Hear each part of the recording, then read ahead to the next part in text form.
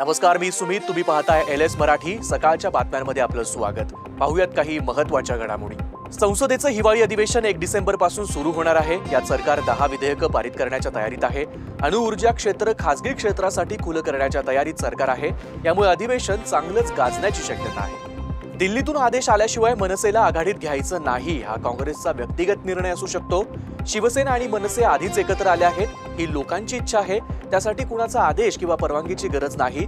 श्री शरद पवार आणि डावे पक्ष सुद्धा एकत्र आहेत, असं संजय राऊत यांनी ट्विट करत म्हटलं आहे. काँग्रेस आमदार अस्लम शेख यांच्या मतदारसंघातील रोहिंग्या आणि हजारो घुसखोर यांच्या विरोधात आपण मोहीम उघडल्यानं आपल्याला धमकी दिली असल्याचं मंगलप्रभात लोढा यांनी म्हटलं आहे. त्यांनी मुंबईचे पोलीस आयुक्त देवेन भारती यांना पत्र लिहून तक्रार केली आहे. याबाबत त्यांनी काँग्रेस आमदार अस्लम शेख यांच्या व्हिडिओची एक लिंक देखील दिली आहे. माझ्यासोबत माझ्या कुटुंबियांनाही संपवण्याची धमकी देण्यात आल्याचं आमदार लोढा यांनी तक्रारीत म्हटलं आहे. देवेंद्र फडणवीस मुख्यमंत्री झाल्यापासून राज्यात जातीय संघर्ष निर्माण झाला आहे.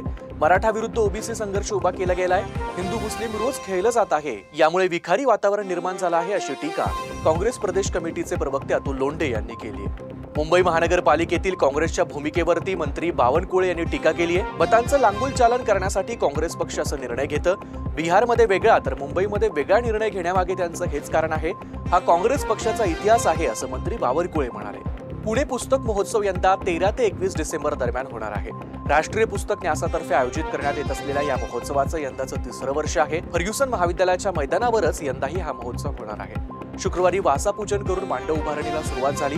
यावेळी मंत्री चंद्रकांत पाटील उपस्थित होते. 24 ते 26 नोव्हेंबर दरम्यान जया किशोरी पिंपरी चिंचवडमधील वाकडमध्ये येणार आहेत. आध्यात्मिक प्रवक्ते आणि कथाकार असलेल्या जया किशोरी यांच्या कथा सोहळ्याचं आयोजन वाकडमध्ये करण्यात आलंय.